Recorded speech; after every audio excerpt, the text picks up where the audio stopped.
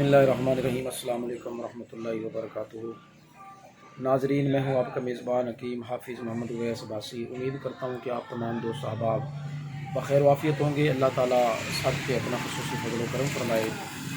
दोस्तों, आज मैं जिस मौजू पे आपसे बात करना चाहता हूँ वो है स्पर्म की कमी का इलाज। तो अपने मौजू की तरफ आने से पहले मैं आप तमाम अहबाब से गुजारिश करूँगा कि आप हमारे चैनल को सब्सक्राइब करें, अपने दोस्तों के साथ शेयर करें, हमारी वीडियोज़ को मुख्तलिफ़ ग्रुपों में शेयर करें ताकि मखलूक़ खुदा का फ़ायदा हो।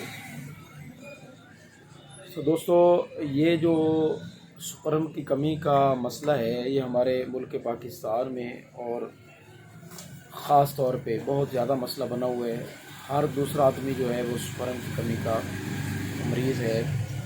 तो कई लोग जो हैं वो बेबहा पैसा भी इस पे ख़र्च कर रहे हैं और कई लोग जो हैं बहुत ज़्यादा इस हवाले से नुस्खा जात जो है बहुत ज़्यादा महंगे सेल करते हैं।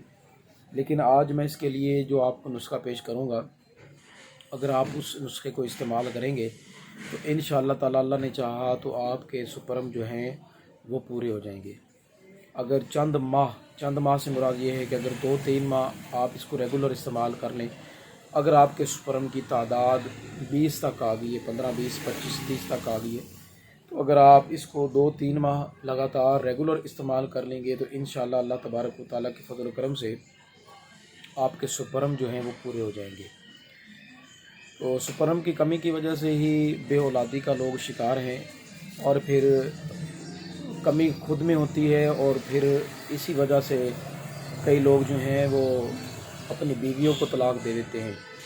अब मसला मर्दों में होता है और वो बीवी के मुतल्लिक़ ये ज़हन बना लेते हैं, देखो जी हमारी बीवी को जो है वो हमल नहीं ठहर रहा और बीवी को जो है वो औलाद नहीं हो रही है, बांझ है नाउज़ुबिल्लाह।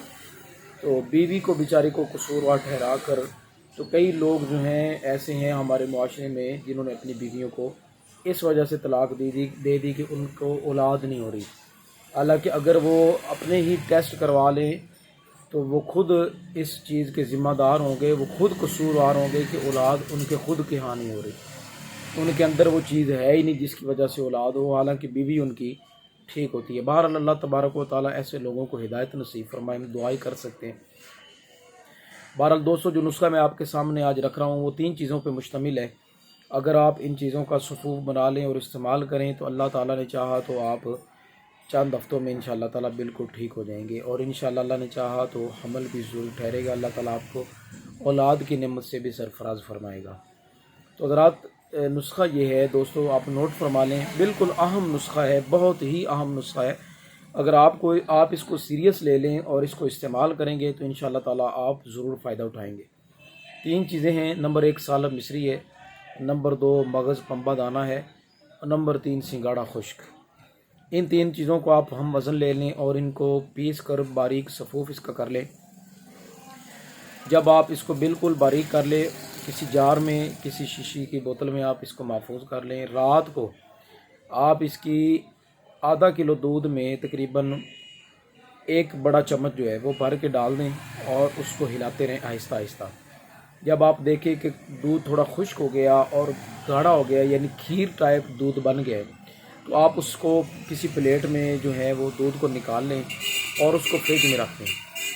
सुबह खाली पेट निहार मुँह आप उस खीर को इस्तेमाल करें। हस्बे ज़ायका आप इसमें मीठा इस्तेमाल कर सकते हैं, मीठा इस्तेमाल कर लें हस्बे ज़ायका, और सुबह खाली पेट इसको इस्तेमाल करें। अल्लाह तबारक व तआला के फजल करम से इससे एक तो मनी भी गाढ़ी होगी और दूसरे नंबर पे स्पर्म में भी इंशाअल्लाह ताला इजाफ़ा होगा।